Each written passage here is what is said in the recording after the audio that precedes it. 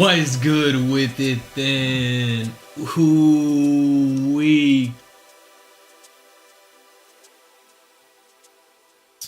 Ooh, hoo-wee. How y'all doing? Hope you having a good day and an even better day than that. Your boy's here. Cause look, chat, we did the show.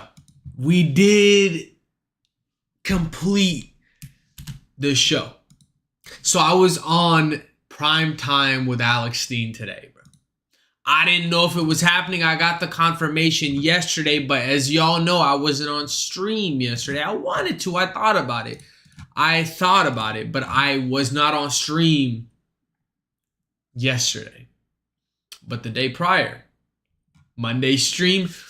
Ooh, we got a new fucking method, chat. We got a new method we running, bro. And that's the reaction content, bro. I like it. I'm not gonna lie, bro. I was vibing with it last few times. I'm fixing all my streams real quick because I just want to make sure it's running properly. Because look, I have some beautiful knowledge today. I enjoyed my fucking time at the show. I didn't think it was gonna happen because it was like so last minute. Like I told you, I got banned from Quinlan's last week, so that's why I was like not at the show today. I didn't get on early because I was like, bro, I don't have a Wednesday night plan like I used to. I used to have a solid Wednesday night plan. I get on stream and then I hit the straight show to Quinlan's.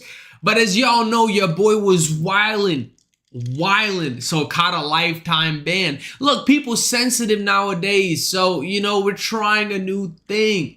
And I told y'all, bro, this type of rage bait is crazy, bro. This is next level rage bait comedy, bro. This is the type of shit I love because, bro, some motherfuckers get like super pressed about it. They get pressed to the fucking 17th degree, to the 23rd power. And it becomes problematic because, bro, we're playing around. This is comedy. At the end of the day, we having fun. If you not having fun, get your shit together and get out of here. Get packed up and packed off, my boy.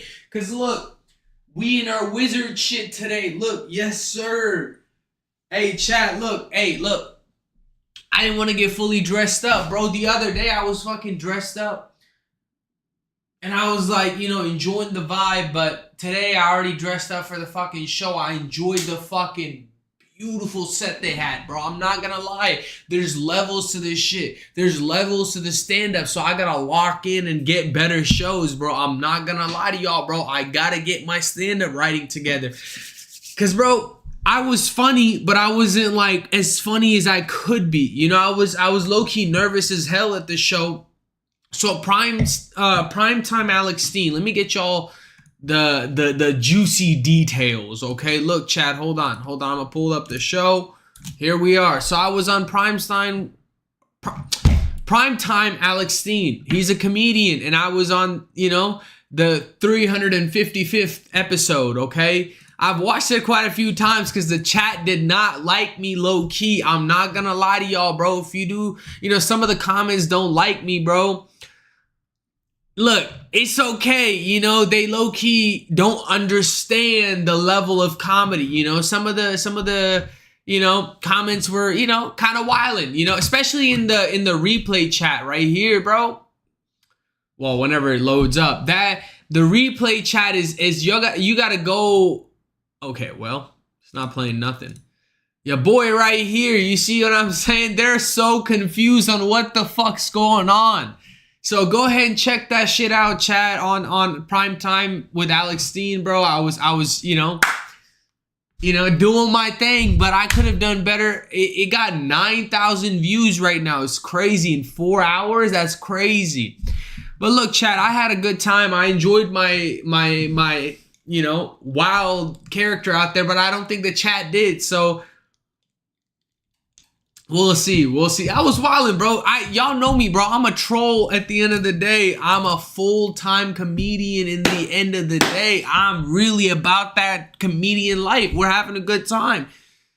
Let me say what I need to say. So at the end of the day, bro, I was fucking around. I had hella fun. So, you know, I'm wanting to go back on more shows like that. I like podcasts. It does make me a little nervous, bro. There are some boys in fucking Fort Worth that are running their own podcast. So I'm gonna see if I can get on that hoe. You know what I'm saying? At the end of the day, bro, the end goal or the major goal would be getting on fucking Matt and Shane's secret podcast, bro. That's their live show.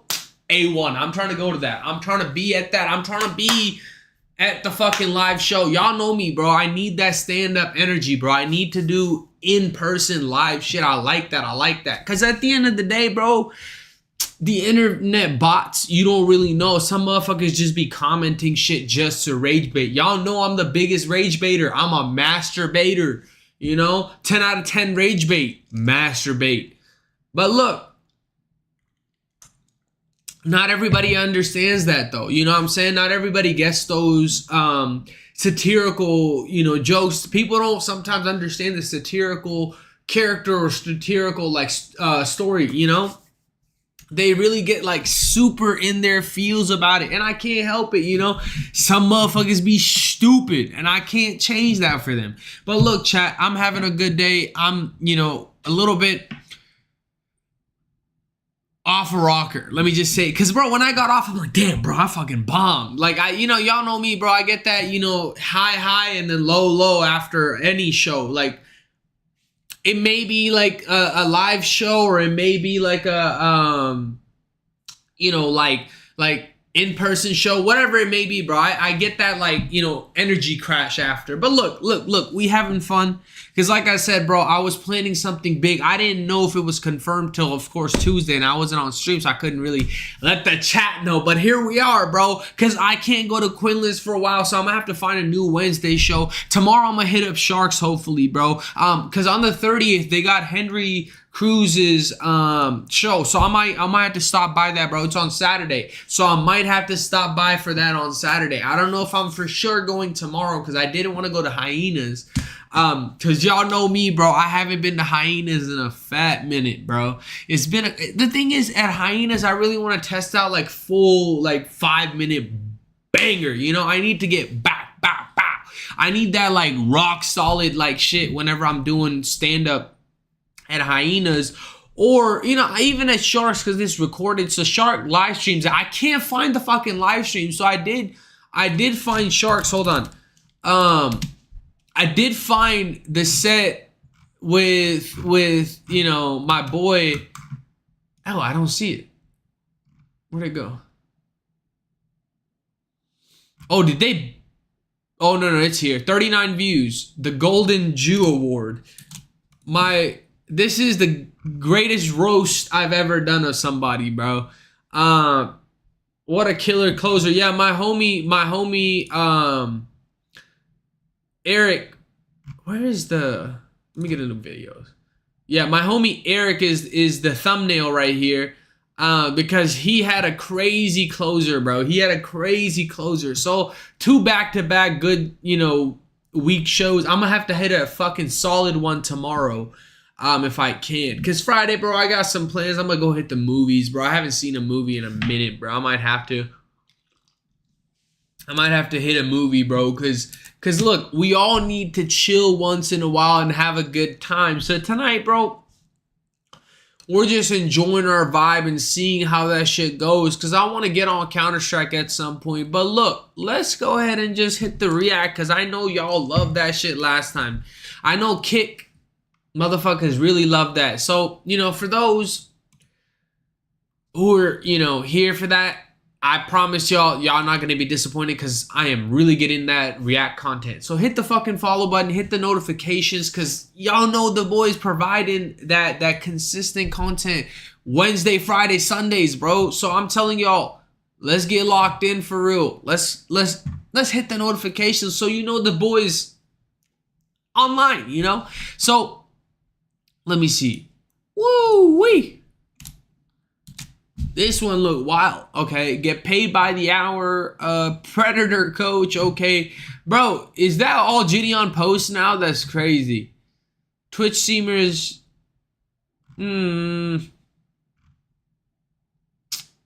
Yo, that's crazy. They smoking that loud pack. I think we're gonna go with, bro. Let me just go in Tyler's thing because I interviewed the most racist. Okay, interesting. Because I watched all of his exposed scammer videos and those are hard, bro. Those were fucking hard. I've been binging his shit like the last stream, you know. I investigated Indonesia's deadliest cigarette. I love smoking. I don't want to know about them. What do y'all think, chat? What y'all like? What y'all like? What y'all like so far? Oh, his plan to... That's gonna be a quick... All right, fuck it. Let's just get these headphones on. Let's see what we got.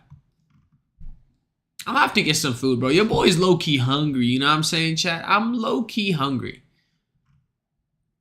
England, why free speech is illegal? Ooh, y'all know how I feel about free speech, bro. We should be able to say whatever the fuck we want. His older video is a year old. Let me find out his oldest video. Let's see. His oldest video, he's been making content for a while, bro. Oh, he knew Mr. Beast way back fucking 7 years ago? Crazy. Alright, no, I'm just gonna go for his most popular. Fuck it. 1 year ago, I investigated. When drugs are legal. Ooh, that's... We might have to hit This is Vancouver, Canada, a city that made every drug legal. Drug addiction, overdoses, homelessness, and crime. All drugs are good and balanced. Bob made all drugs. He's on the side effects of decriminalizing every drug since January 2023. The city's goal was to make using drugs safer by making them legal, but many Canadians think it's done the exact opposite. So, I went to downtown Vancouver with my friend Ken, social worker and drug addiction specialist, to see the impact decriminalizing drugs has had on the city. As far as smoking fentanyl, smoking crack out here. Yeah, it's just straight fentanyl, straight meth, straight crack. It's definitely the most concentrated group of people of any city you and I have ever visited. Yeah, we've only done one block. We've been out here for 5 minutes. It's just complete chaos. There's offices right here. Can you imagine working here full time? Considering the new laws here, I wanted to hear what kind of drugs the people here were using and how easy it was to get their hands on them. Are you on trank right now? Is that why you're nodding out? I don't know. I might be. No, nodding out is crazy, bro. How easy would it be for us to get like fentanyl right now? Yeah, we'll keep walking by. Next person? Yeah. How long have you been out here, sir? I've been here about 4 years. 4 years? What was that? All of the above. All drugs are good and balanced. All the above. Okay. Bob made all drugs. How many people do you think are just on this street right here? Probably between 100 people. 100 people? Well, I appreciate you guys' time. I'm gonna move out of the way just a little bit. He's gonna get that second hand hot. That's what it smelled like. I low-key think I... Chat, how the fuck this legal, bro? At least, like, put it in a pharmacy. Hailed some. Did I do meth just now? Well, I'm feeling a little lightheaded. I'm holding on to you for a reason. In hopes of escaping the fumes of meth I just inhaled, I walked into a nearby convenience store and noticed it was filled with pipes, bombs, torches, and every other tool a drug addict might need to fuel their drug addiction. Hey, they're right just here. doing business, bro. Okay, real quick. We're not allowed to take pictures, man. All right, my bad. We have a convenience store selling torches and bombs right outside of all this. What are you using out here today, Michael? It's cocaine. How easy is it to get cocaine out here?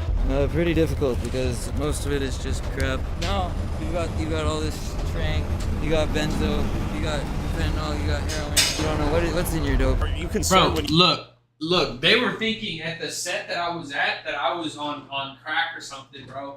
I was low key trolling so hard on the show. That they thought I was on crack. Like, for real, they thought I was on crack. You use cocaine, that fentanyl Chat might be in was there? not happy. A little bit, I guess, to be honest. And mid-interview, the angry convenience store owner pulled up on his scooter. I don't even know what you're talking about, man. We're talking to him. Why did you do the picture? Oh, we thought it was interesting, yeah. Why are you selling torches? I pay for the taxes. Okay, then what's the problem? I'm not saving the cash. Yeah, we deleted everything. Just go walk away. We're done. Have any voting? He's probably Let's call like it a day. nervous as Last time hell. you come in my store, okay? He's like, why are people Because we found watching? him selling pipes and torches in his convenience store, capitalizing on the drug epidemic out here. And then we stumbled upon this guy, who initially supported the decriminalization of drugs. How bad is it out here? It's terrible. It's the whole harm reduction thing. It started it all anyways. So I was all for it to start up the harm reduction. So you initially supported harm reduction and decriminalization? I mean, legalize think it's weed or worse? something, No, not they fucking told me the wrong way. fentanyl. Yeah, I'm all for legalization. A lot of people out there that the college is cutting their meds off and they need their medication. Interesting, okay. I'm a patient myself. Yep. And the college is Yeah, they need the fucking meth? They need the meth? cut me right down to just about nothing. And I need to buy the street drugs to get by. I would buy it from them. I prefer to have a safe drug supply. So you think a lot of it's laced with fentanyl out here? Anything you buy on the streets? Everything's laced with fentanyl down here. They want to get you addicted. So do you use it yourself? Yeah, I use it. I know a lot of people use it. Yeah. It's not really that dangerous if you're a user. You don't think decriminalization helps drug users overdose more often or anything like that? I wouldn't think so, no. Seen people die out here? I have, yes. Yeah. Pretty common? Yes, it's pretty common. Proper harm reduction. It's been shown in European places, Switzerland and that. The whole argument is that yeah, but with heroin and meth, these users and not. It fucks up the streets, bro. You can't have these streets so fucked up. Like, damn, they're doing meth and heroin, not just facilitate the drug use, right? That's one thing we've told in this regard. The fentanyl, you get addicted to it, and getting off it's hard. In addition to the decriminalization of drugs, Vancouver has also implemented what's known as a safe injection site. A safe, clean, and supervised place for users to inject while decreasing needle sharing, syringe reuse, overdose death, and in the hopes of eventually referring these people to social services and addiction counseling. Little did I know, Kevin snuck into one last night, and here's how it looked. What the helly? What the helly? They're doing it in there? Yo, that's just sad as fuck. Didn't seem clean, safe, or supervised from the little that Kevin saw. So I went back on the streets to ask drug addicts how they afford their drugs. How long you been using fentanyl? 6+ years. So is this your buddy right here? Yeah, that's my friend, yeah. So he's nodding out. Is he okay? He's fine with me, I think. And we saw a line waiting to go to the bank. Are they waiting for social welfare checks to buy more drugs or what? Probably waiting to pay off their drug debt is what they're probably doing. Damn. So people are in debt to the dealers out here? Most of them are, yeah. For instance, if you have debt... Everyone's stealing, everyone's selling their body. Do people sell their bodies out here to afford the drugs? Yeah, he was stealing. What's wrong with his hand? Yeah, would he do anything if you guys... Can they do anything? Chad, I'm not gonna lie, I might have to come back to this, bro. I can't be watching this video while I'm eating, bro. I like the other shit better, you know what I'm saying? The fucking... Not the drug addict shit, you know? I'm gonna start fiending. I like these like scammer ones, you know? Alright, let's find more scammer ones. Cause that shit, nah, bro. Like, I don't want to learn about how many crackheads there are, you know? Cousins are married. Whoa.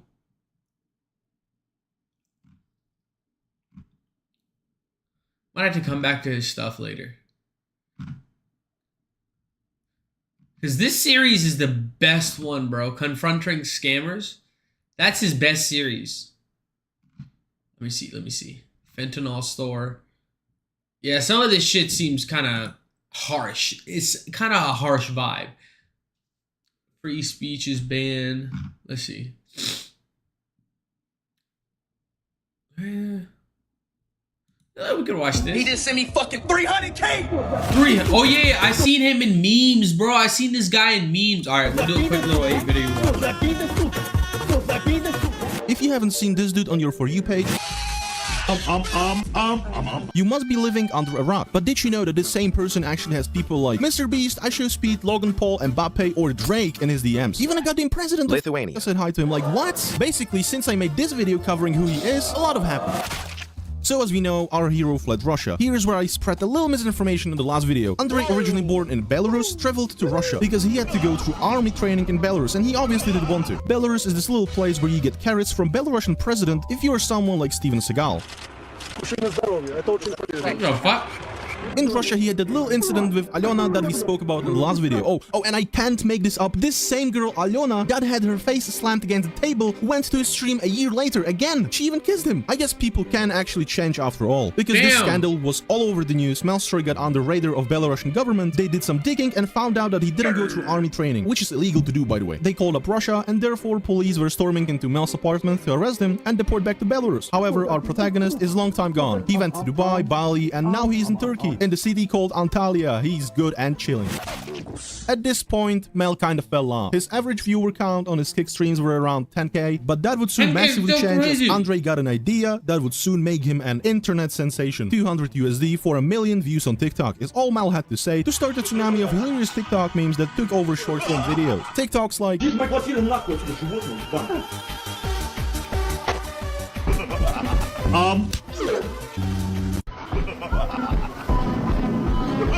and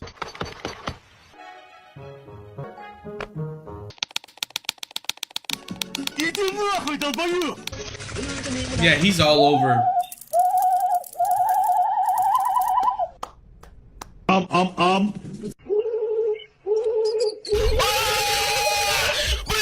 So these TikToks are actually very funny, but everything good has to come to an end at some point. They started getting less views, so people moved on something new. When I first saw this, I was very impressed by Melsroy's movement, but then when I saw the similar video later, where Melsroy is actually 120 centimeters high, I realized it's not Melsroy, but some random kid with a filter on.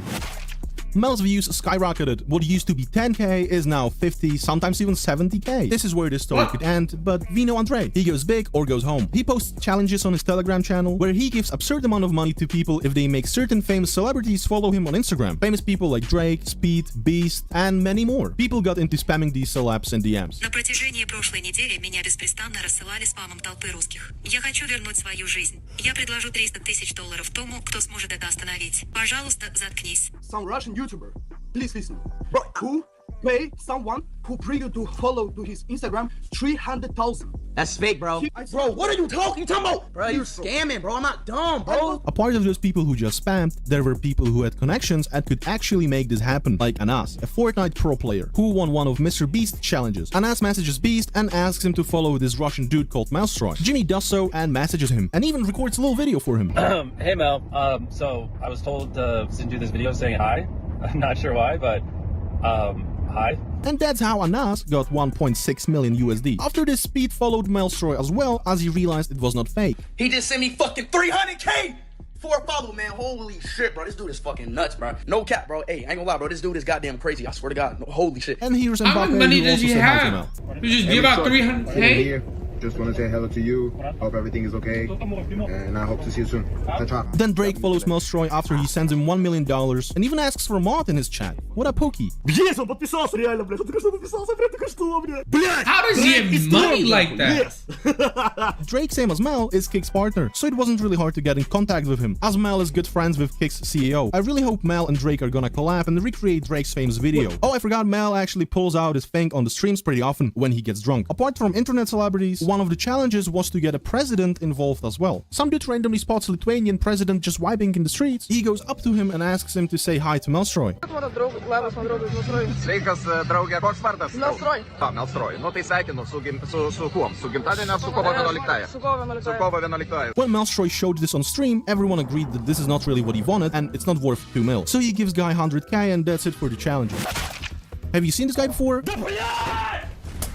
If not, this is Booster, who has been dating this girl, Dilara. Here's a catch though. Dilara is Melsroy's ex, and as usual for Mel, he starts making fun of him. His jokes were pretty aggressive, offensive, and at some point he even asked his mods to get Booster's address, which was a joke, but still, that's kinda messed up. Overall, he was calling him a cock who was eating his leftovers. And then something that nobody expected happened. Someone from his chat took it to the next level and got a tattoo of Booster giving hats to Mel. Melsroy laughed at this so hard that he sent him $3.4k. When people saw Mel pay for this stuff, they started getting tats of his nickname or his face. Mel wasn't against it and started paying people for it. All that was good publicity for Mel, but he had one more goal he wanted to achieve. It was to get Morgenstern on a stream, the most famous Russian rapper who declined his invitation a couple of years ago. From the looks of it, they chatted for a bit when Mel was popping off, and on the 19th of March 2023, they had a call. Morgan was streaming on Twitch, and Mel they had some friendly chats, yada yada, and then boom, Andre sends Morgan $150k and follows it up with an offer to do a stream for $1 million. He basically ate and rozzed him. Stream ended, and it wasn't clear whether they're gonna end up having a stream together or not. But then... Вот мой траст. Мой траст валит, пока...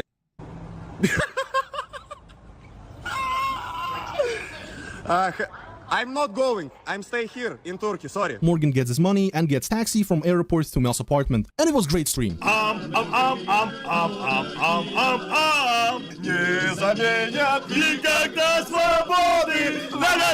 They broke Russian's internet record of 736k viewers on the stream. Tolk laughed, played music, Mel then gives Morgan another 150k and tops it off with 2 pairs of Rolexes. At the end of the stream, Andre pull out his thing as usual, and it looks like he shaved from last time. Okay, that's it, bye-bye.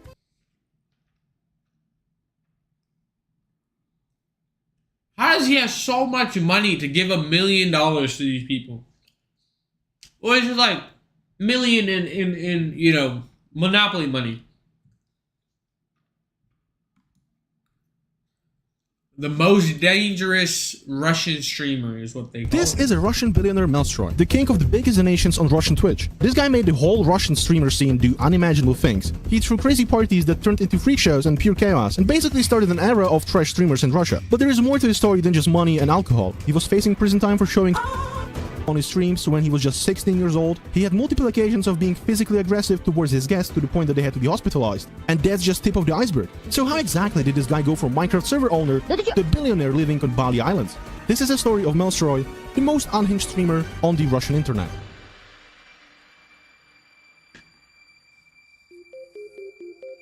Andrei Burin, or as we know him, Melstroy, came from a very poor family. Father worked in a local factory, and his mother worked as a cashier. They were so poor that Andrei had to wear his brother's clothes as he got older. He really looked up to his brother. In fact, he was the one who introduced him to the world of the internet. He bought him a new PC, and it didn't take long until Melstroy got into Minecraft. He would skip school very often, and instead sink thousands of hours in Minecraft, till he realized he can make good dollar out of it. Andrei decided to buy hosting and made a Minecraft server. Spammed it in every VK's group comment section, which is like Russian Facebook, and then he started selling VIPs to little Russian kiddos. His grades weren't really good, but who cares? At only 14 years or something, he was making a nice cash. Then, as every Russian human being, discovered Dota. At age of 15, he would come back from school and play the game for 6 hours. And as a businessman he is, he would also buy in-game stuff for cheaper and sell it for a higher price. You know, a Russian couch flipper basically.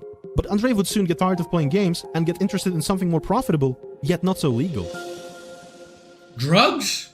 When Melstroy turned 16, he started to stream CSGO. This is where things take a little more darker turn, however. The thing is that Melstroy's streams were pretty popular, but not necessarily because of his Counter-Strike gameplay. He used to go to Russian Omegle, where he randomly stumbled upon girls, chatted with them for a bit, and then he casually asked if they would do something strange for a piece of change. And guess what? They really did. They stripped, they danced, all that just for a little bit of online clout. These streams were so popular that in the year of 2017 in January, around 60,000 people would come and watch him cook. He wouldn't delete his bots right away after the stream, and that's how he got away with it for around 3 months. Well, it's cool, I guess, but I don't think nudity is really allowed in YouTube. Be quiet to me. It was like 2014 or something. Nobody really cared. However, what YouTube did care about was that these girls were underaged.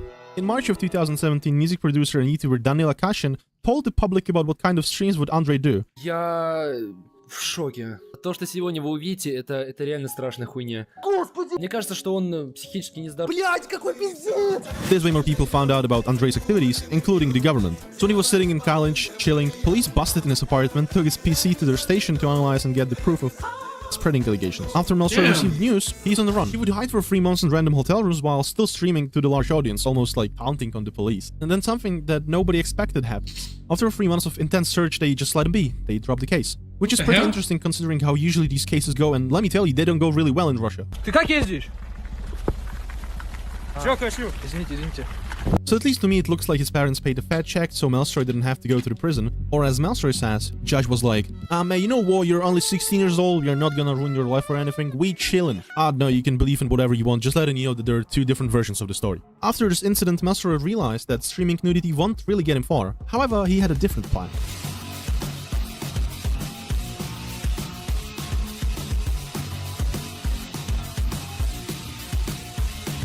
Damn! Melstroy decided to stream Gamba. He had an exclusive deal with a big online casino, and money started to pour in. His life turned into alcohol, drugs, a lot of drunk girls ready for anything, and 100,000 of viewers witnessing these freak shows live. That's the content he was doing. The more bizarre, the better. Diddy of Russia, bro. Small streamers or people that just want to make money to the stream, and they're basically humiliated for the viewers' entertainment. There are constantly fights and other absurd things that I can't even say, or this video is banned instantly. It's like we go back to barbaric times again. He was one of the pioneers of Russian trash streams, along with names like Refly, who locked out his pregnant girlfriend in winter outside, where she eventually died, and all that for a donation on the stream. Or JV, who's basically just a low-budget Melstroy. We will talk about him a little later as well. So what started as, hey, let's watch some girls, have some alcohol, and do a drunk stream along with some casino, snowballed into Melstroy going insane and creating an illusion in his head of him being an absolute god. Eventually, he doesn't care about anything or anyone. Just look at how he's treating his own friends.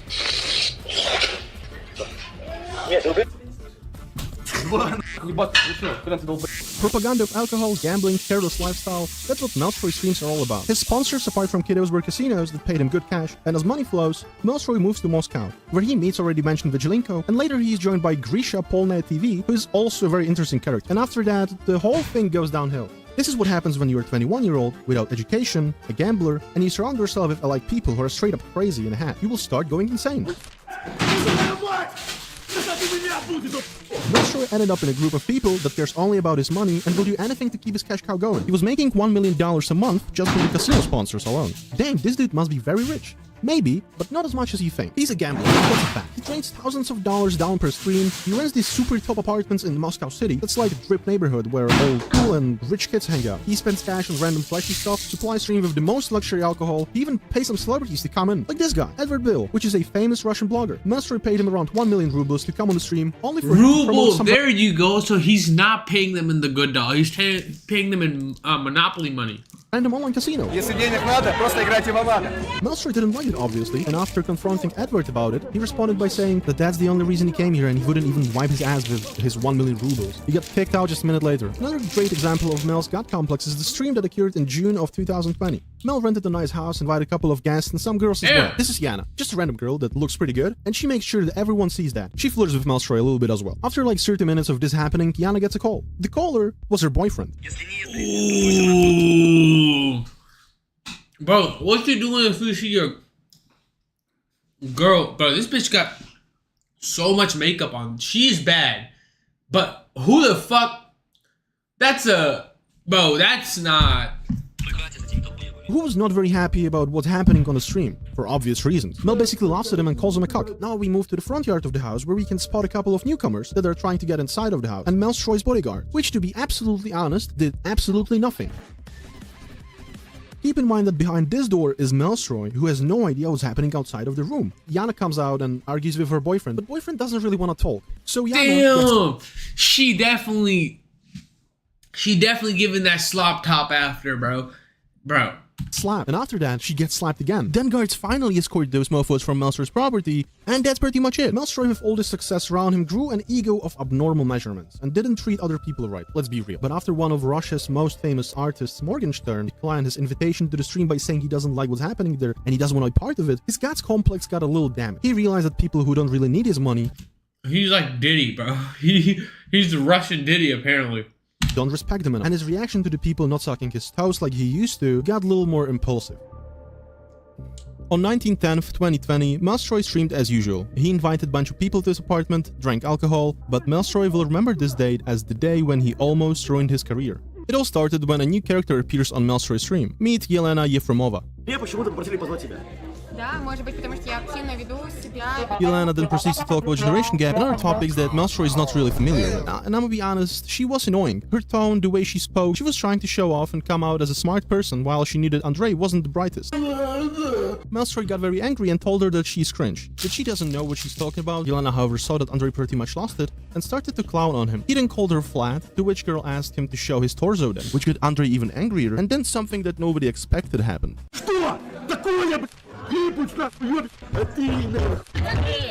Damn. Yelena ended up with a broken jaw and brain injury that was progressing as they went by. However, Muncher didn't even care. He got sued by her afterwards and had to pay a sum of 72k Russian rubles. And he also got 6 months of Bro, he's giving out 1 million just for fun. Community service. After this incident, he got almost all his social medias blocked, including YouTube channels, Instagram, VK, and Telegram. And it looked like Muncher is done and will never come back from this situation ever again. Muncher proceeded to spend 2 years creating new channels on YouTube, trying out new platforms and new ways how to stream again. Nothing seemed to work though, until he found Kick, where nobody seemed to have a problem with him to be there. He started to gain audience there with streams where he would give out Maybach Mercedes to biggest donators, which turned out to be 1.5 million Russian rubles and stuff like that. He then left Russia and started traveling. Andrei stayed in Dubai where he paid $10k per day for a hotel room. He also bought watches for $20 mil, so you know, guys living a life. But the reason why I named this chapter Comeback is because after the incident, his numbers fell significantly. And he wasn't as popular as he used to be. However, what the fuck? Me calling motherfuckers fat bitches, I get motherfuckers upset at me for that. This boy smacked her head straight on the fucking desk, chat. Holy shit. To let the world know about him one more time, because for the attention-seeking person that he is, it's pretty hard to go for so long without any big stunts. So he publishes this video. And he did as he said. Well, almost. First of his victims was Hesses. He got 5 million ruble dono. Then Kasha got 1.5 million rubles. Then a little sideways he did. He donated 3 million rubles to a Russian legend streamer Papich, who said he would never play Dota again, which is kind of funny, not gonna lie. Bro, he's like Aiden Ross mixed with Kai Cenat mixed with Speed all in one, bro.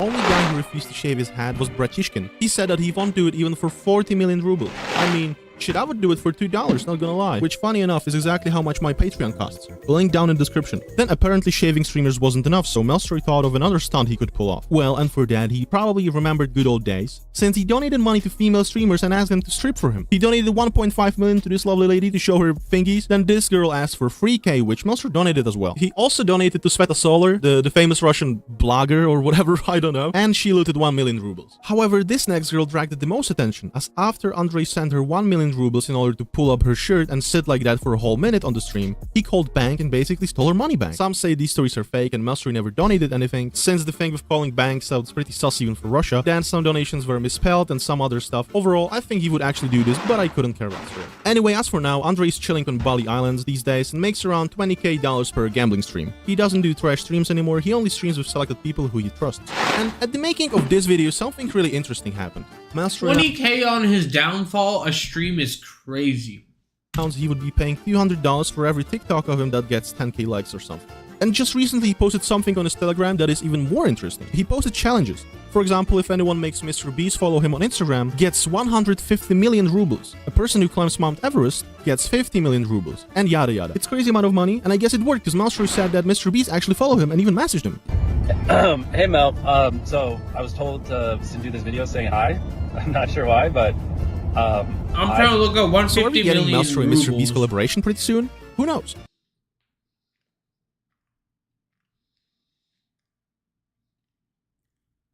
In USD. $1.8 million. Chat, that's still a lot. For just to follow back. Just to follow back. Redemption of iShowSpeed. Let's see that. Nobody could have predicted that the kid who got popular for barking at his webcam would become a world-famous celebrity, one who was recently declared the mayor of Lima, the capital of Peru, for 1 hour. Sitting at over 36 million subscribers, iShowSpeed has taken live streaming to levels we have never seen before, but not without controversy. At first, it didn't seem like a big deal. The kid created a persona that freaks out over video games and feeds off a toxic chat, so what? That's nothing new in the world of live streaming. But then, it slowly spiraled out of control. Little jokes turned into straight-up harassment, harmless pranks turned into life-threatening stunts, and why not throw in promoting a shady crypto company in there? iShowSpeed mastered the art of causing controversy and then benefiting from it, but then he finally crossed a line and nearly destroyed his reputation and career for good. At a crossroads, he had to make a choice, and that choice didn't just save his career, it challenged everything we thought we knew about Darren Watkins Jr. This is the redemption of iShowSpeed. iShowSpeed is essentially the poster child of a modern-day controversial live streamer, pretending to be dumber than he is, making edgy and homoerotic jokes, having more natural energy than Conor McGregor after a few lines of that devil's dandruff, and of course, being fueled by a toxic chat. Hey Speed, did you know? What? Speed, did you know? What? Hey Speed, did you know you're a stupid Alright. Although live streamers cannot entirely be blamed for the behavior of the people that watch them, there is no doubt that the streamers create a culture that reflects their energy. If a streamer promotes kindness and respect, their chat will likely do the same. But if they encourage negativity or... See, negativity sells, unfortunately, chat. The more negative you are, unfortunately, you will sell. Chaos, their audience might follow that lead, creating a toxic environment. And although their communities will sometimes attack other streamers, most of the toxic energy gets pushed back onto the streamer themselves. Speed has had countless moments where his own fans are saying some of the most abhorrent things to him. Here we go again with the bald filter. You did this bullshit 6 months ago and you still doing it. Your content is the same bullshit every day. Spare us from the pain and just end your Speed's audience was the most entertained when he was acting obnoxiously, such as his extremely unrealistic reactions to heated gaming moments. Some people chalked this up to him being an immature 16-year-old, while others thought he was role-playing some sort of absurdist character. Now, all live streamers to some extent play a character because entertainment I have not seen Dr. Disrespect in quite some time, bro. What happened with Dr. Disrespect? Involves some level of performance. Even those who seem authentic are still shaping their reactions, energy, and persona to keep their audience engaged, making their online presence a heightened version of themselves. However, all the unknown facts about who Speed truly was off camera became a convenient shield to protect him from criticism, as his supporters would repeatedly remind his detractors that he is just a kid or just joking. However, when he finally caused enough chaos for Twitch executives to get involved, they didn't accept any excuses, and he was banned from the platform forever. In the fall of 2021, Speed would often participate as a guest on Twitch E-Dates, hosted by his friend and other extremely popular streamer, Aiden Ross. These were essentially modern-day dating shows where influencers, streamers, or random viewers OG fucking stream days, bro. These are OG stream days. Join a live stream to try and win over a special guest, which more often than not was an Instagram or OF model. Watching Speed interact with girls was one of his chat's favorite segments. Whenever the girls said something he didn't like, he would just bark, scream, or insult them, which was funny to his chat because no normal or sane person would react like this. And for the most part, this was relatively harmless, until it wasn't. On an Aiden Ross E-Date with Ash Cash, Speed tried to make a joke about R-wording her. I got a psychological question, okay? Say if we're the last 2 people on Earth and we had to reproduce to make the world continue. No! Reproduce with me? No, because that means our kids will have to intertwine and then their kids, no. Who gonna stop me? I will. Who's gonna stop me? I will. If we the last 2 people on Earth, who gonna stop me? Gee, You're not stopping me. If we the last 2 people on Earth, who gonna stop me? Hey, you know what, man? Let's start over, okay? My fault. Can I start over real quick?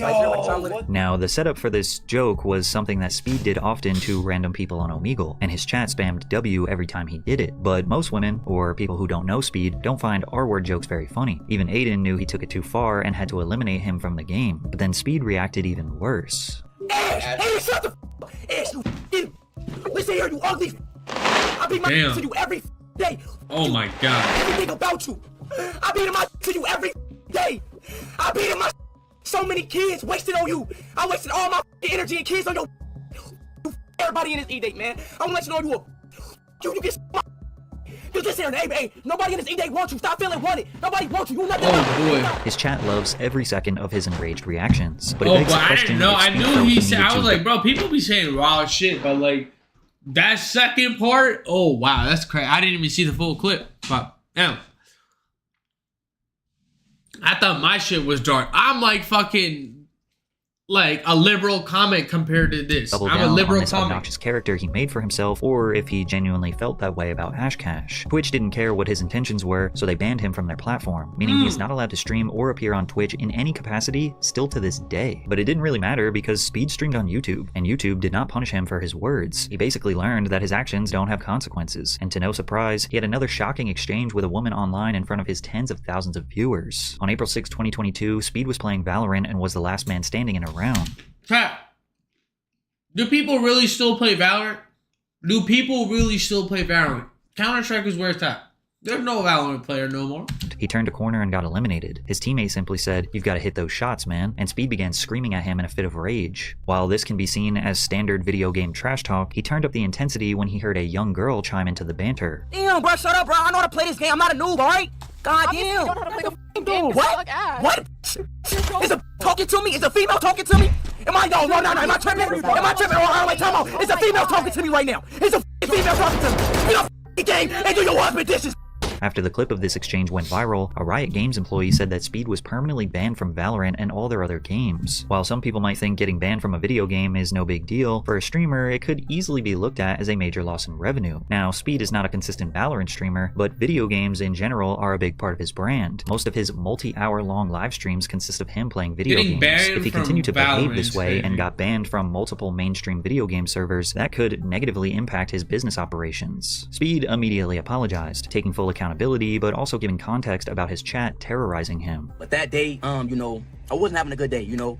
I was getting a lot of racist text-to-speech donations, a lot of people, you know, talking about my dead aunt that's in the grave right now. But look, I don't want to make that no excuse. I'm wrong. You know what I'm saying? I'm not trying to justify. Speed deleted the apology video a few hours later. Many of Speed's defenders looked at this as nothing more than another one of his jokes, like this clip where he sarcastically calls himself an ex-offender. Oh, you talking to me? You talking to a ex-offender, nigga? Shut the f up. Others pointed out that video game lobbies have always been breeding grounds for toxic behavior, and that this was nothing compared to Call of Duty lobbies a decade ago. Popular streamer Asmongold said, "With some clown ass to say, but to be honest, I said even dumber shit when I was younger too. Apology is as good as it realistically could be, in my opinion. Time will tell if it's legit or not. Celebrity apologies may temporarily stop the bleeding, but the shift in public perception just takes time. With Speed live streaming every single day for months, it was only a matter of time before another slip-up happened. But make no mistake, he was a hardworking, dedicated young guy whose ultimate goal was not to tear people down. I'm just part-time streaming, bro. These motherfuckers streaming every day, 5-6 hours to a provide day. entertainment and escapism for his millions of fans. He did that with silly stunts like the Kylie lip challenge fail, trapping himself in a vacuum-sealed bag, or just jumping straight into his webcam randomly.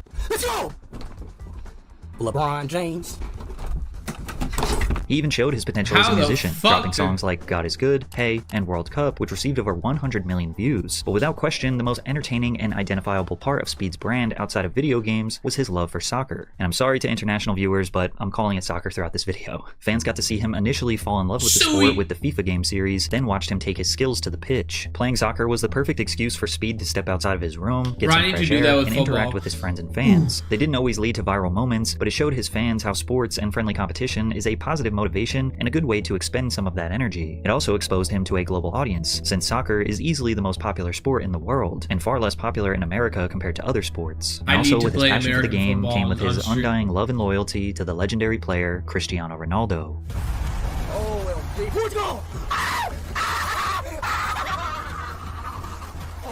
What is he doing, bro? Oh my god. Why is he grabbing?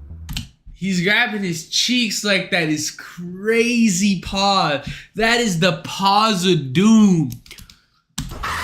Bro, this is the pause of doom, chat. This is the pause of doom, bro. What in the fuck? That's a pause of doom. Oh! Ronaldo! Ronaldo! Ronaldo, what's up? Ronaldo, it's me! Speed even adapted Ronaldo's signature Sui celebration to his regular programming. It's not gonna count! Does he know? I don't think he knows. I need And even made an entire song dedicated to Ronaldo that got over 36 million views. What are these thumbnails, and an honorable role model to look up to, Speed was headed down the right path, but his relentless push to create viral moments would continue to get him in trouble. On the 4th of July, Speed decided to celebrate by buying a huge box of fireworks and setting one off inside of his room. It's only natural to laugh at such stupidity, but then it gets rather dark hearing the screams of his mother thinking that her son just burned the house down. No, no, no, no, no, no! No, it's not. Bro, his mom is like been crazy in his stream, bro. What the f*** is I didn't know. I thought stop. Turn that stream out. I didn't. Despite this being an absolute farce, Speed is lucky, because he seemingly did everything to set this up for disaster. Inside his room, on his bed, placed on top of another firework, next to a cardboard box full of even more fireworks, Pikachu even busted flames straight into the cardboard box after it spun. It's hard to imagine someone, even at age 17, not understanding how dangerous it is to light a firework inside of a house. Perhaps Speed thought it was just a little sparkler that would look more dangerous than it actually was. I mean, even if he did it on the chair, it might have been better. You know, on his bed. Yeah, I'm surprised it didn't cause like a full-on fire. But there's no doubt he was chasing a viral moment, and he got it. There were 140,000 people watching at the time that this happened, and even though most people were calling him a moron and demonizing him for putting his mother in danger, all it did was help him grow. Again, reinforcing that his behavior leads to more viewers, more money, and more success. 140,000 people watching. The people who reported Speed's antics began receiving backlash as well. A couple of weeks after the Pikachu fireworks scandal, in his Minecraft server, Speed simulated receiving oral in front of 96,000 live viewers, many of them being young children. Y'all can't see this because you guys are too young, and I don't want to show this to young children. So I'm about to hide my screen. Come on, Jenny, baby.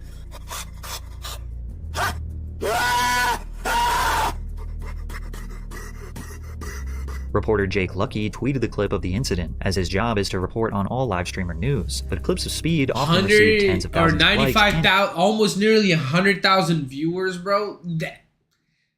There's no way millions of views, building Jake's status as a reporter and leading to sponsorship opportunities, which seem to rub people the wrong way. If you have such a big problem with it, then why signal boost the clip even more? Are you the BJ police? How is this news? You're going at him because he has an absurd amount of viewers, but this is normal in GTA RP. The irony is unreal. To make things worse, Team YouTube became aware of this incident because of Jake's tweet, and subsequently Speed received a community guidelines strike and was suspended from uploading or live streaming to his main account for 7 days. This put objective viewers in a weird spot. Reporting on toxic or bad behavior is normal. Then again, it does have tattletale energy when it results in a suspension. But even after a 7-day ban, Speed was back and better than ever. He hit the incredibly rare milestone of 10 million subscribers and was obviously I'ma need that.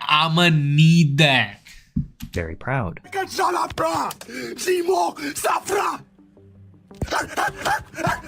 He participated in a charity exhibition soccer match alongside other popular YouTubers where he caused chaos on the pitch, going for dangerous slide tackles and getting angry at the refs for calling fouls on him. He even took political stances, expressing his support for Palestine well over 1 year before tensions escalated to the devastation that is currently happening today. Hi, Israel. Hi. Israel?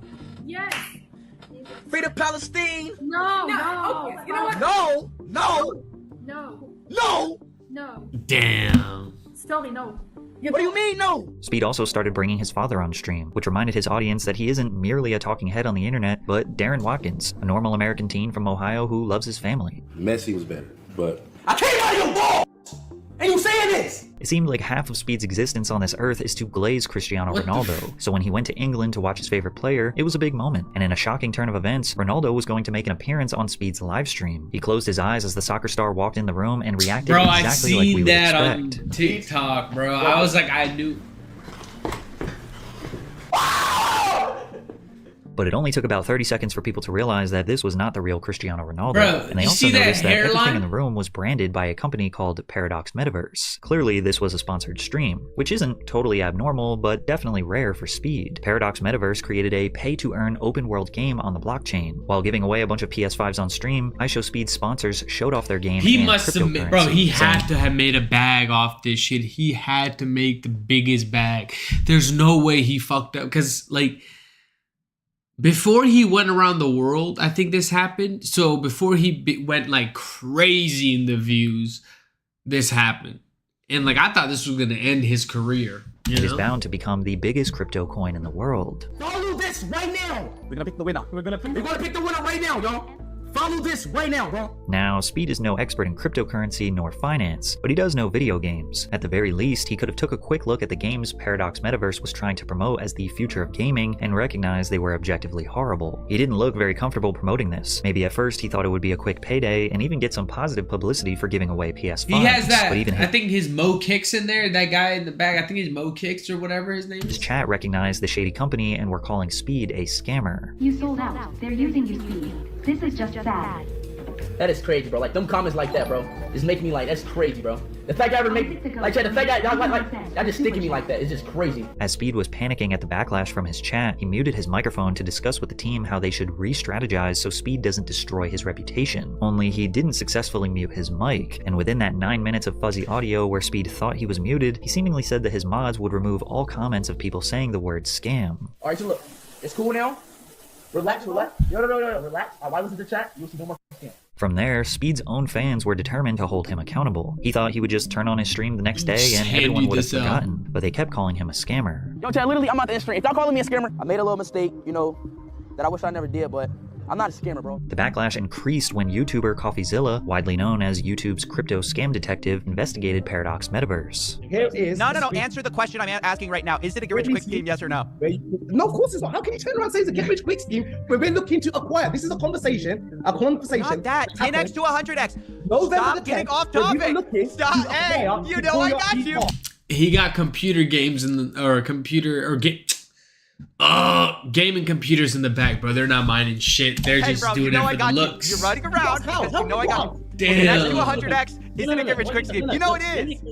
Let me explain something that you don't realize. Yo, like, trying to deflect. After 2 hours of dodging questions, providing no clear answers, and acting like victims, even if what they were promoting wasn't a scam, it had dozens of red flags, and after 11 million views on CoffeeZilla's video, this was a negative lasting impression he would have on millions of people around the world. He only gets to use the "he's so young" excuse for another year. Then accountability comes knocking. Back it won't to back take him long L's. to mess up again because he has no impulse control. And honestly, I'm not against him. I want him to succeed. He also has a lot of talent and personality as well as being hilarious to watch. It's a cautionary tale of getting too famous too fast at a young age and the evils that accompany it. Speed's past was catching up to him quickly because less than 48 hours after the crypto stunt, a major corporation, Sky Sports, cut ties with him due to his outburst towards Ash Cash from 1 year prior. Speed was finally facing long-lasting consequences for his actions, which finally forced him to have a moment of reflection. Sky Sports is one of the biggest broadcasters in the UK, holding major rights to the Premier League, EFL, and other top soccer programs. It's basically like the ESPN of the UK. Speed was at Wembley Stadium attending both of Manchester United's matches that weekend. He was excited to see Ronaldo play. He was invited to the Sky Sports Media Center to be a part of the broadcast. They even had him meet sports broadcaster Jeff Shreves, who was famously known by Speed and his chat as the commentary voice in the FIFA video games. Do it.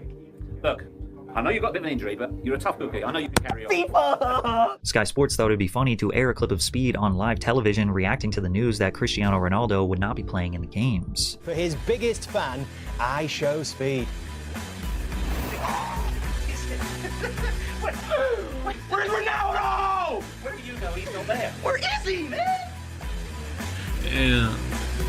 I think that was the reaction of a lot of Manchester United fans today. Shortly after airing their national segment with TV. Speed, Sky Sports was made aware of his controversial past. Specifically, they saw the clip of his R-word bit with Ashcash and immediately had to take action. They announced, all traces of iShowSpeed have since been removed from Sky Sports' social media channels and website, and the broadcaster have decided to cut ties with him regarding future appearances on their channels. Since Speed's brand is so deeply tied to soccer, this ban severely limits his ability to collaborate with one of the sport's most respected platforms. Now, obviously, his primary focus is live streaming and YouTube, but as he grows, there is more demand to make bigger and better content. I mean, look at Kai Cenat. From reacting to music videos to having famous artists come on his stream to hang out, from playing Fortnite to being in Fortnite commercials, and T-Mobile commercials and McDonald's commercials. Imagine iShowSpeed going from playing FIFA video games to guest hosting on a soccer news show, or maybe even doing commentary on a game. At the very least, his status could get him exclusive access where he could build relationships with players who may or may not want to collaborate on his streams. Being essentially blacklisted by a brand as prestigious as Sky Sports not only hurts his exposure, but also strips him of a level of legitimacy that could have opened doors to bigger opportunities in the future. And based on this long, detailed, and professional apology he put out on Twitter, it's clear Speed finally realized he needed to take accountability. The clip of my appearance with Jeff and a few others have since been removed by Sky, and I've learned that this was due to the resurfacing of comments that I made in the past. I'm 17 years old. I was 16 when that happened and made a huge mistake. It was stupid and immature. I immediately realized and apologized. I will continue to work on myself as I navigate this world growing up online. I recognize that I have a responsibility to set an example to those who follow and support me. Given that Sky had indicated this relationship included an invitation to appear on Soccer AM this weekend, I would have loved the opportunity to have spoken with them before they made their decision. I have tried reaching out to them and will continue to do so. I'm learning every day and totally own the mistake I made. I love the UK. Y'all have embraced me and I appreciate it more than anything. My goal is to make people laugh and I will continue to try and do that. This is by far the most professional and seriously thought out apology yes, the anything PR Speed has firm ever wrote said. that. He clearly realized that his actions do have consequences, and prestigious brands do not care if you have millions of followers. They will not work with you if you are considered a risk to their reputation. This moment was massively overlooked by the live streaming news world, but it truly marks a transitional moment for Speed. Speed went on with his usual business and ended up winning the Breakout Streamer Award at the 2022 Streamies. His wild antics didn't really slow down. He continued to dive headfirst into the camera, continued to have the wildest interactions with others on Omegle, and of course, continued to have awkward interactions with girls. Bro, I'm like that, you know. I told you, I'm mature. Like, hey, look, they're not changed, you know. Like, I used to be barking. Like, I don't even bark no more.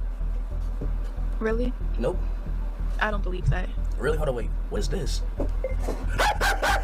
However, for Speed, this seemed like a more subdued version of himself. He also became interested in religion. Speed was always open about him believing in God, but not necessarily identifying with a religion. However, with trips to the Middle East, he seemed to gravitate towards Islam, and with respect, not in a trolling way. By coincidence, or a sudden shift of maturity, this all seemed to coincide around his 18th birthday. Speed reached 15 million subscribers, leveled up his celebrity status, kept practicing his skills on the field, but stayed true to his roots, and continued to absolutely fawn over Cristiano Ronaldo. I love to meet people, I love people. You know, I love to meet me, Dan! Can you meet me? Which led to the moment that he and his fans had been waiting for years. In the summer of 2023, Speed visited Portugal to attend a UEFA qualifying match between Portugal and Bosnia. Speed camped out in the parking lot after the game, hoping for a chance to get a glimpse of the superstar. And then, to his surprise, Ronaldo stopped his car to come out and say hi to his biggest fan. Oh my God, sorry.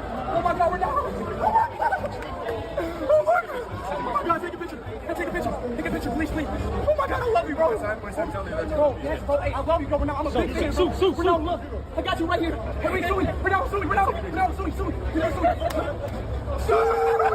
I love you, bro. Take a picture. Take a picture. Oh my God, bro. Damn, bro, this was a very wholesome moment. He's like, you know, low-key freaking out, but it's a very wholesome moment, you know. Speed's dedication to his character is impeccable. While meeting his real-life hero, he still remembered to overperform and even bark for the camera. Even Ronaldo had to tell him to chill out. In 2023, we got to see more of Darren Watkins, not Speed, showcasing wholesome and relatable moments like him teasing his little brother. Smell it. Smell it. Wait, he has a brother? I didn't know that. Oh, shit. Smell it. Smell it. What does it smell like? Honestly, it's funny when he breaks character, but this isn't necessarily a ride off into the sunset moment. His stunts were still leading to viral moments that were, I'll say, not ideal. Like when he accidentally flashed his audience of thousands of viewers, shutting down his broadcast directly afterward. His chat was quick to coin the phrase, I show meat. Oh, I've seen that in so many Instagram comments, bro. I show meat. At Freddy's game, and Chica gave him a spook, said, boo! And in response to the jump scare, Speed stood up, saying that he wanted to f*** Chica and he was thrusting at the camera. One thing led to another and then bang. penis. The general consensus was that this was just an accident, while others pointed out that whipping out pelvic thrusts 20 to 30 times every stream is an almost guaranteed recipe for disaster. While the video did violate the platform's policies against explicit content, YouTube decided a ban was not necessary as it was merely a wardrobe malfunction. But his chat was taking every opportunity to mess with him, and he did seem genuinely embarrassed by this.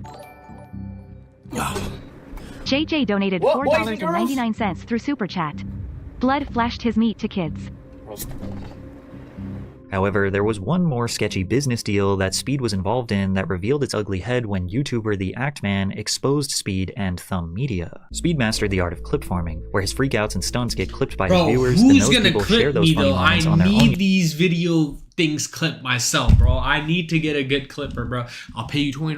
YouTube channels or TikTok accounts. Since many of those videos were getting millions of views, those account owners made a few bucks off of Speed. But then, out of nowhere, countless YouTubers were taking to Twitter to post about getting hit with copyright takedown notices. Their ad revenue was being redirected to a company almost no one had ever heard of, Thumb Media. But it wasn't just the clip channels who were reposting clips of his streams. It was anyone who featured even a mere few seconds of any of his content in their video, which are by and large protected by Section 107 of the US Copyright Act of 1976. Internet Anarchist not only lost $8,000 from the false claim, but he even received a strike on his channel from Thumb Media. I never spoke about it publicly, but even Thumb Media claimed my controversial Rise of iShowSpeed video and my Aiden Ross Will Never Change video. Most people, including myself, thought it was just a random company trying to abuse the copyright system. On July 25th, someone had DM'd Thumb Media on Instagram and asked if they own the copyright of iShowSpeed, and they replied saying yes, Thumb Media manages copyright on behalf of iShowSpeed. Jake Lucky, who also investigated these copyright claims, got the opportunity to ask Speed about it, and Speed very quickly avoided the question. On a lighter note,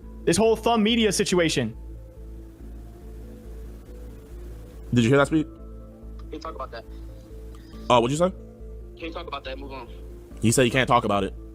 Oh, okay. All right, no worries then, no worries then. He couldn't talk about it because he was in fact partnered with Thumb Media, and he got so much pushback from YouTubers who were flooding the YouTube support team demanding answers to these bogus claims that YouTube asked Speed to address it publicly and state whether or not he was affiliated with the company. YouTube asks y'all to stop spamming about these emails about the Cardigan and the Thumb Media affiliate. That is me. Just wanted to let y'all know, everybody know that. So, y'all guys, please stop. Thank y'all. Love y'all. Speed fully admitted that he was the one doing it, but he shifted the blame to the YouTubers rightfully appealing false copyright claims. He also strategically posted this on the smallest YouTube account that he owned, so he wouldn't get pushback on his journey back into the good graces of the public. If I was a huge streamer and there were people just re-uploading my clips, I wouldn't feel guilty about claiming those videos. If all they're doing is taking my clips and re-uploading them and monetizing that, I wouldn't feel guilty about copyright claiming those. But for him to just claim commentary videos about him, I think is absurd. And even though the Act Man made a video that received over 2 million views exposing Speed's shady business practices, and Speed fully admitted to breaking the law, still, he faced no repercussions. Then again, maybe he did not know how Thumb Media was abusing the copyright system, and it does seem like Speed has disbanded his partnership with Thumb Media, as many creators' videos, including my own, have had their copyright claims removed. But nothing would have changed if a bunch of smaller YouTubers than Speed did not stand up for themselves. So we'll have to see what happens to this video. But then again, this was just another bump in the road for Speed, who dove headfirst into 20 million subscribers, another legendary milestone. Damn. However, he managed to piss off the community he held near and dear to his heart once again. In another charity exhibition match that brought together soccer stars and internet personalities, Speed was being his usual self, silly, excited, and high energy. On the opposite team was 2007 Ballon d'Or winner and legendary retired professional Kaká. At the 26th minute in the match, Speed saw the ball near Kaká, sprinted from behind, and slide tackled him from the back, nearly blowing out his ankles. For those that don't know soccer, this is a dangerous play and can result in major injury. Luckily, Kaká was fine. The former AC Milan star laughed it off, showing the kind of sportsmanship he was known for throughout his career. But online, soccer fans were fed up with Speed. He's definitely going to injure somebody. Legends like Kaká having to put up with this during a charity match is kind of ridiculous. The sooner he stops getting invited to these things, plus awards, the better. By this point, it's the same old story. Speed just can't seem to subdue his character he has created. Every big like streamer or any kind of like content creator, they get in these controversies like 10x, you know? For himself. Always chasing that viral moment at the expense of others has truly reached the point where countless people are just tired of the antics. Then again, he is 19 years old, and it's not like we all just magically get smarter, wiser, more respectful, and self-aware when we become an adult. But Speed holds way more responsibility than most 19-year-olds, making millions— I might have to start doing Omegle streams, bro. Need other people on the streams. Be a lot of yap back and forth. ...of dollars every month, broadcasting to a global audience. He isn't exactly exactly your average teenager anymore. In fact, he is nothing less than a superstar, because he went on a world tour doing IRL live streams in countries that typically don't get attention from American pop culture, and we were about to see truly how many people he has impacted. Well, first he got RKO'd by Randy Orton, and he didn't take it easy either. Speed is a grown man now, so it's time to get slammed by Randy Orton. It became evident that Speed was at his best when he stepped outside of his bedroom. Interacting with fans and watching others react to his energy made for some pretty wild moments. His tour kicked off in Europe in the summer of 2024, giving fans the opportunity to meet him that had only ever seen him through a screen. Traveling to 17 different countries, he drove supercars in Germany, got a haircut in the middle of the Albanian streets while being mobbed by fans, took boat rides through the canals of Venice, as well as helicopter rides and horseback riding in Belgium. Wait, why's my booty bouncing? Damn. Pause. Oh, bro, why's my booty doing this? Each country was met with swarming fans and chaos in the streets. Poland brought great energy. Fans celebrated him hitting 26 million subscribers. But his stop in Norway was what he called the scariest day of my life. Speed was in a souvenir store on the second floor of a city building where outside thousands of fans packed the street. While jumping around in excitement, Speed rolled his ankle. Unsure if it was broken or not, he knew he needed immediate medical attention. While unable to walk, his security detail decided to carry him out of the building and towards the car. The crowd swarmed Speed, with people jumping over each other just to touch or grab him, pulling his hair, throwing water on him. One kid even jumped off the car directly onto Speed. You would think they hated him the way they were attacking him. As Speed screamed in pain, he was finally lunged through the window of the car to safety. This is the worst day of my life, y'all. I broke my foot. As you can see, my ankle's literally torn. It's like literally, it's messed up. My ankle's broke. They pulled my hair out, as you can see. All my hair is gone. Yeah, whoever was the grown-ass man grabbing his hair is crazy. You grabbing another grown-ass man's hair and pulling it. They pulled my hair off. They threw water at me. Somebody literally did a WWE Rey Mysterio move and jumped off the car and jumped into the thing. Wait. But this is the scariest day of my life, I promise you. The love for him in Greece was definitely intense. He got to try a gyro for the first time, but he had to let them know that Turkish donairs were better. The tour wasn't just about making a spectacle in other countries, it was about connection and culture. That was proven further in Bulgaria, where the mayor of Sofia gifted him a special soccer ball, a moment that showed even political figures were acknowledging his impact. One of Speed's personal favorites was Romania, where he easily got the most calm and respectful approach from his supporters. What most people don't realize is that despite the chaotic nature of these trips, Speed is actually running a sophisticated, planned operation. Then after stream, you gotta shake the fans off that's following you, switch cars, doppelganger. You gotta like, I got somebody on my team that look like me. Right. Then we go in a different car. It's a lot. It's a lot. Ooh. And that's every time you go overseas. This is what it is. He moving like Michael Jackson. He the MJ of nowadays. Yeah, if I'm doing a stream, yeah. Wow. From there, Speed took his energy to Southeast Asia, where the chaos only escalated. In Thailand, he nearly fell off an elephant before he crashed a tuk-tuk because he confused the clutch with the brake, sending him straight into the wall. He chomped down on a scorpion and made a spectacle out of trying Thai KFC for the first time. Then came the Philippines, where they waited outside of a car dealership pressed up against the glass like some zombies. And he also got to throw body shots with the legendary Manny Pacquiao. He was crowned king in Vietnam and again was swarmed by a sea of fans, most loving, some barking at him and calling him iShowSpeed. In Cambodia, he hit 30 million subscribers, shutting down an entire city square. But then came Malaysia, where things turned dangerous. Fans trapped him inside of a building, broke his camera, and attacked his car. No, they don't listen. Like, stop pushing. No, get back. What the f? Stop the f back. Indonesia set an unbeatable standard when 140,000 people subscribed to him in just 1 hour. He also had over 1 million people watching his 140,000? Yo, hold on a second, chat. Times 5. Bro made how much? Bro made how much? Okay, let's say divided by 2, because Twitch takes a cut. He made $250,000. Giving him the record for the most viewed YouTube live stream by an individual YouTuber. While many people felt Speed visiting other countries was destined for a Logan Paul Japan type situation, it was quite the opposite. Sure, there was some unruly behavior by fans, but most of his journey was merely him respecting, amplifying, and enjoying the cultures of the countries he was visiting. By November, Speed's notoriety wasn't just in the live streaming industry anymore. He was now frequently collaborating with elite athletes. He went head to head with Olympic gold medalist Noah Lyles in a 50-meter dash, and many were surprised to see Speed actually put up a competitive race. race. Of course, Lyles won, but the sheer fact that Speed was even in that conversation made fans want to see him compete more. Then came Australia. Bro, he ended that Instagram guy's like career, bro. What was his name? The fucking buff Instagram guy that wears tape on his mouth and is like, you know, always doing the hype stream, bro. He ended his career, bro.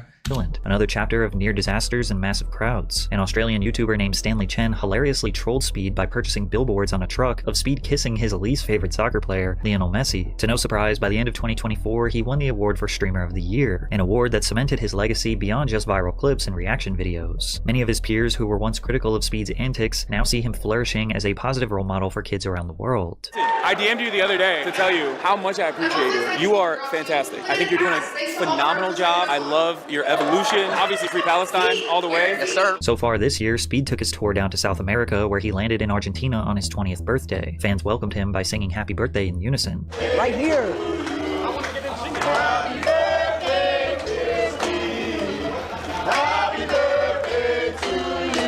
Soon after, he hit 35 million subscribers. In Chile, overwhelming fan activity forced him to cut his stream short. He's gotta be a million now. He inadvertently started a full-blown parade, leading a sea of people through the streets in what felt like a revolution of fandom. And he became the official mayor for 1 hour. He also entered the WWE Royal Rumble, where he got hit with a vicious spear from Braun Breaker, before being thrown out of the ring and slammed onto the announcer's table. And if you weren't sure by now, the people have decided. They love Speed. They see through all his controversies, all his flaws. They love his humor, his energy, and truly believe that he is a good person deep down. My thing is, if you run into somebody and you know you got it, you know, it don't matter if it's a supporter, like if somebody asks you, yo, you know, I want to feed, like I was just walking down in Michigan. Some dude was walking down, yo, I want to feed my daughter some ramen noodles, blah, blah.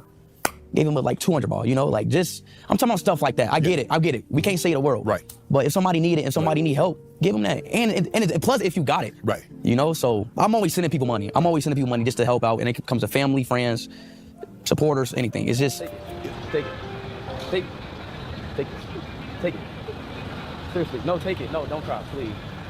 The reality is that nobody typically reaches these levels of fame without controversy. Drama sells. Most of you watching probably I gotta get in more drama, chat. Look, I might start fucking doing some beef, you know, I might just start doing some crazy shit, you know, go downtown, starting fist fights with comedians, you know, I might have to start doing more drama. About Speed or live streaming, and yet here you are, over 40 minutes deep into a full-blown documentary. Now, the vast majority of you probably feel indifferent and won't even think about Speed again for months, maybe years. You might still not understand why these kids love Darren so much, and a good percentage of you that disliked him, your minds still have not changed after this video. But statistically speaking, there are a few people that have totally changed their mind on Speed from this video alone, and may even become a fan, further proving the idea that all publicity is good publicity. From here, we can only hope that he continues to grow, mature, and age gracefully with his audience. Maybe we can chalk up most of his mistakes to him being a misguided, immature, and naive kid. Promoting athleticism, choosing athletes as his heroes while also traveling the world and embracing different cultures is an extremely positive message for his young fanbase. And on the journey from here, there will be more missteps, more mistakes, and definitely more negative publicity. But hopefully he will continue to use his influence for good and spread more positivity around the world. Please don't let this video age badly.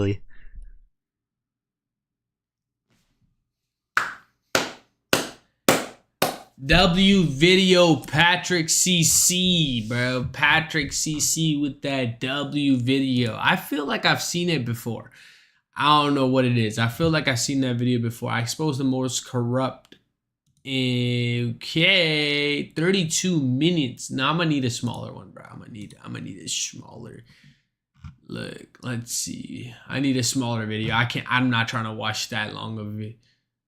Oh, Abba and Preach. Oh, I haven't seen their shit. Oh, Rampage Jackson's son, dude, he fucking knocked out a WWE star. Now look, we've all seen the incident by now, all right? Nothing that we're going to discuss in this video is absolving Raja of anything. But I think it's important that we as men discuss how we influence and encourage others to engage in violence by making them feel lesser than because they don't live up to our idea of masculinity. His own father, that he desperately wants to make proud and to surpass, called him minutes before the assault and called him a gay person and clowned him repeatedly. And then his chat went to go clown his son. What's good? How are you, Kakesh? How are you? Did you get jumped by a bunch of dudes in tights, nigga? Did you get jumped by a bunch of dudes in tights? No. Do I need to send my goons over there? No. You was hugging on a dude in some damn tights. Man, shut the fuck up. I looked at your stream, nigga. You hugging on some dudes, some booty shorts. I wasn't fucking hugging on nobody. Damn. So he called him minutes before he did that shit. So the motherfuckers that, you know, have not watched the clip, so he body slams the WWE star or the wrestler and it starts punching on while he's knocked out. It's not a good video. I ain't make nothing up. All right, long as you say. You never know. Y'all keep playing with me. You don't go there. Now y'all got my son mad at me. Are y'all happy now? Now, Rampage is joking. He's clearly trolling. Yes, but that got into the head of his son. His son is not trolling. His son is actually upset. My dad can't never call me a bitch. Well, now you just involve fucking Rampage himself, because that's his boy. Yeah, I can handle myself. Yeah, I can handle myself. Rampage gonna come whoop your ass. You don't need his dad. He handle his own shit. Yeah, I got my own shit. Yeah. Bro, my dad can't do shit. He felt emasculated by the hit earlier. Why am I putting himself together? On many different streams, Rampage will troll his son. You know, call him gay, call him weak, whatever it is. And I think this is the big. I mean, Rampage Jackson is Rampage Jackson, bro. How are you gonna out Rampage Jackson that? His name has Rampage in it, bro. Come on now, bro.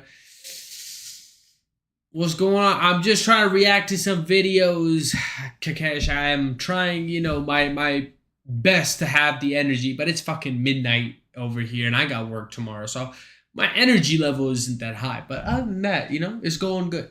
Remember what you talked about when it comes to relationships, how people get online and when they got problems in their relationships, they be live streaming the whole thing, and you say how weird it is?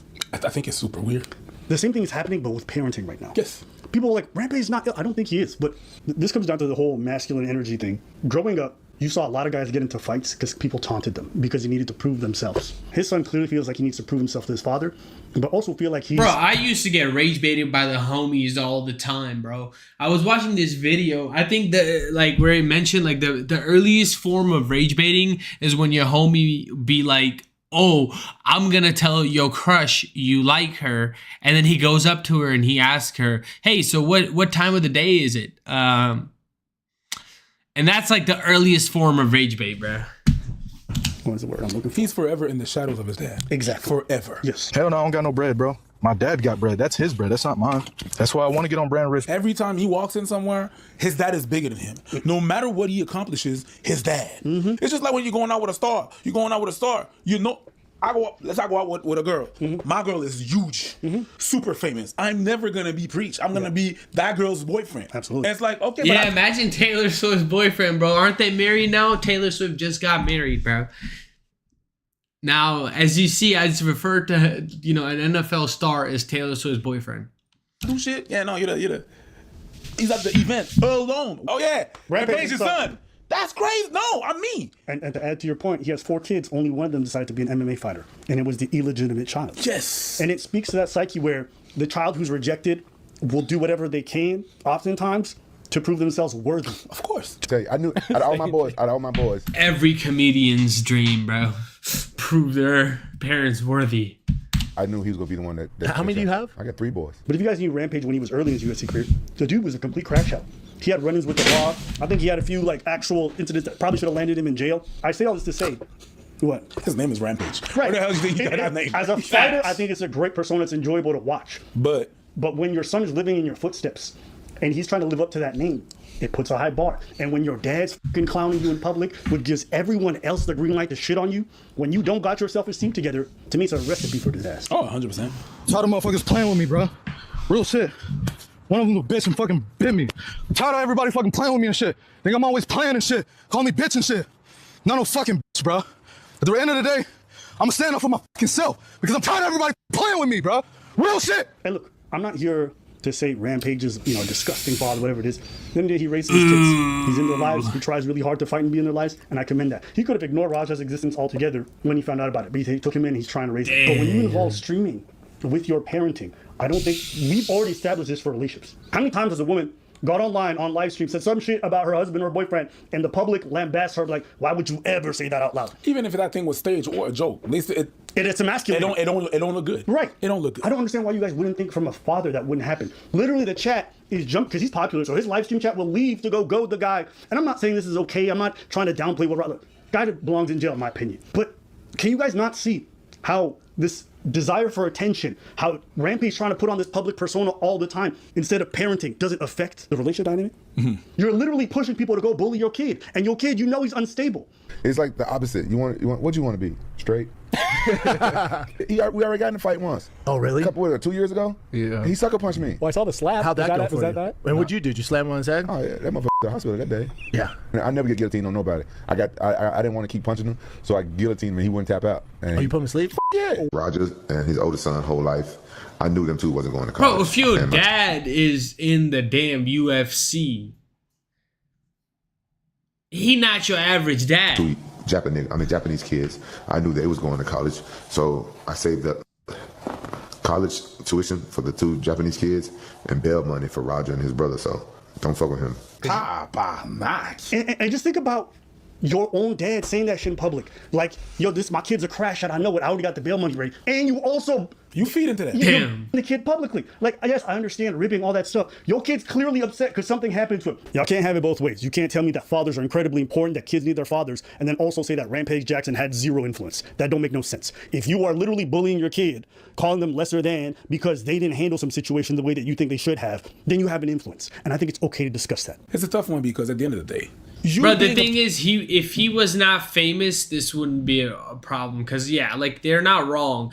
He did influence them, but you know, all he was saying was like, yeah, you look like a bitch, which is not good. But if they didn't catch him on, you know, online on video, like smacking him while the dude was literally knocked out, you know, it wouldn't have been that big of a deal. It is probably a very big deal, but because that dude ended up in the ER, and I don't know if he died or not, but it's a bad situation. Said about a situation or how you were raised validates how you feel about something, but it does not absolve your actions. The people on the chat had something to do with it, but at the end of the day, you took those decisions. This might be the first time I'm ever say this. Not that it's not real, but like, this is probably one of the clearest examples. This is what I imagine when people think of toxic masculinity. Yes. Right? Like, yes. He was getting upset with his chat because someone said you're too nice. Oh, you think I'm nice? Someone said you're not a crash out. Oh, you're gonna see I'm a real crash out. I'm a fake crash out. All right, bet. You about to see how fake of a crash out I am. I'm too nice. Bet. But I don't believe in me getting disrespected too. People think this shit's a fucking game. I bet you would be talking like this if you was in front of me, nigga. People were able to goad this guy into having damn, bro. Like they literally fucking rage baited him. They were 10 out of 10 rage baiters. They masturbated him, bro. Action. All because he was being diplomatic. That he accepted the other person's apology and moved on. Now, nigga, you gotta get your respect. And people actually think this was an acceptable response. To me, if you think this is acceptable, you got problems. We have this whole thing of like... if he just like dropped him is okay, but like he just started knocking him. That's what got bad. You know, when the dude was clearly knocked out, he's fucking punching him, bro. Y'all can go check out the clip, but be warned, it's fairly graphic. It is fairly graphic, chat. We'll never accept no disrespect. You step on your shoes, even if it's an accident. This is all dumb shit. I let some shit slide. To be honest with you, if I'm not in my country, if I'm not in my hood, if I don't know people, they step on my shoes, so what? Also, I don't know who I'm talking to. Can we take 2 steps back? We also have to talk about what people even consider disrespect. Can I be honest? This situation wasn't disrespect. That's good. It was a misunderstanding. It was a misunderstanding. But he let chat convince him he was disrespecting me for letting it happen. Yes. Like, here's an example. Let's say it's my best friend. And we're supposed to meet up in a crowd. I would certainly agree to him. So I just grab him from behind like this and I think it's my friend. I grab him. He turned around. It's not my homie. What are you doing? Oh, my bad. I thought you were someone else. No, you can't disrespect me like that. See what I'm saying? That's not a disrespect. That's a good Now you can point. say that Stu should have known better, but from my vantage point, Stu, the guy who did the beer can thing with Prop, my point is people can say he should have known better. That's a crazy thing to do to someone if you're not sure. And I can agree. But Stu's got PTSD. 1, 2, he looked a little bit slow. I'm gonna say it straight. So knowing that, I think it's okay to... He look a little bit slow is crazy. Say there's a difference between disrespect and misunderstandings. And if you can't have a bit of grace for that, I'm sorry. That's a valid point. Somebody made it like a white and black thing. Somebody made it like a race. Like I remember the first video I saw, it was like, oh, white racists disrespect Rampage Jackson's. Like, so those are like the first few clips I saw. Being gay, right? Oh, you're right, a bunch of niggas in tights. I can joke like that with you because we don't really care about... You guys said I'm gay? I'm gay. Whatever. I was wrote up on niggas with tights. I don't really care. If you actually care, to me, that's a problem. Y'all really acting like him being at a wrestling event is something to be ashamed of. Yeah, that's what I would call toxic masculinity. Every time that someone's talking about toxic masculinity, they don't talk about something else, right? His being was not toxic masculinity. Is that in his head, well, in his life, in his path, he had 2 choices. Masculinity and whatever the fuck he did. Being diplomatic is masculine. It's also feminine. But because it's a male that we're talking about, there's a male way of doing masculine things. Talking to a dude and being like, you know what? Shaking his arm? You know what I mean? You know what? I understand. Okay. You get a hit on me. That was... But then the other thing, the sneaky stuff, that's the other choice that you did. I'm pretty confident that if there was no stream involved, none of this would happen. No. Rampage is too busy trying to be entertaining instead of being a father. Raja is too busy trying to live this idea of somebody rather than trying to be himself and find his own lane. Father, please respect me, Father. Bravado. Father, I need you to respect my lovely father. A man looking for his father's respect. A lot of people end up losing themselves. Random niggas at home got you in a chokehold. It's a succubus. Pause. Even when you see him afterwards, you can pause of doom. He's pouring his heart out. He's being very honest. No one's gonna call me a bitch. How the motherfuckers playing with me, bro? You can tell that for him, it had nothing to do with the man who hit him specifically. He was just a reflection of all the making fun of that you received from his dad. Hey, that's how I feel when motherfuckers start. That's how I feel when motherfuckers start going crazy on me when I do my stand-up, right? That's how I feel when motherfuckers really, pick apart my stand-up being like, oh, this is just a hateful person. No, bro, you just pushing your demons on me. Like, I'm enjoying myself. I'm rage baiting you. I'm the masturbator, I'm getting you fully masturbated, Whole world. Pause. And he's not managing it well.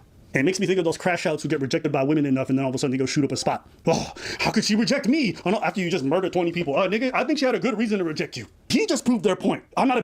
I just don't know what's behind his ear. It keeps bothering me. There's a little patch of something behind his ear. I just need to know. Feel this way? He really takes up after his dad. That's my girlfriend, nigga. Why you hitting on right in front of me? Look at her. I'll break your other leg, nigga. Look at, he mad. So why you hanging on my table next to this hottie if you work here? If it's your table, it's my table. Are you being a right now? I'm not trying to be. Yeah, but you are though. Well, that's just because you're sensitive then. Hey, get the fuck out of my table. I already figured out you get your ass off my table. He's sensitive. He's a bit of a crash out himself. Yeah. But again, if you watch Rampage over the years, you know this. I just kept thinking about name is Rampage. It's not the best, chillest name. All them young niggas I done seen when I was a kid, how they got goaded into dumb fights or hating somebody else because somebody else, he said you a bitch. You get arrested, get a charge, gotta drop out of college. Like, it's all dumb shit. Really? And how old were you in that? Bro, I remember when I was in high school, bro, I saw some football players get their scholarship taken away because 4 of them jumped this dude that called him a bitch or something. And I was like, damn, bro, you low-key have real life consequences doing that. Like, they went and jumped somebody. I thought they were cool as fuck at that time, but now I look back at it years later and I was like, yo, that boy was gonna go D2 to D1 at least, and he lost it all jumping somebody, all because he called him a bitch. 4 of them lost scholarships. High school experience. Yeah. Oh, that was my whole childhood. You're right. He's not in there no more. At some point, you have to grow out of it. I think that's a rite of passage that you have to feel those things. You have to feel that to understand how it is. The problem is that there's some grown-ups, there's some grown-ass people that still has this high school mentality, and those people are raising kids. And then them kids are perpetuating that and telling your kid, bro, I'm not going to lie. Rampage Jackson is a UFC fighter, I'm a grown-up and I act like he's that. not going to be the most average, even into adult. person. He's going to be in their 30s pulling over out guys masculine because they said something about him. Yeah. At some point, you got to be accountable for the fact that you let all these people go. You're wake the fuck up. If you saw these dweebs who were in your live stream chat calling you a pussy, you'd round them all up. You see a couple 13-year-olds, a couple 12-year-olds, and if you let these motherfuckers right in front of you goad you into a fight, you're the biggest loser. Spending your afternoon trying to get them mad, so you have to be a loser in your personal life. Anybody who's doing anything, anybody who got loved ones they spend time with, is not in an IRL stream being like, oh, you're gonna let them do that to you? See, it's loser shit. You're gonna let losers dictate your life. Have you give up your freedoms? Mm-hmm. I can't.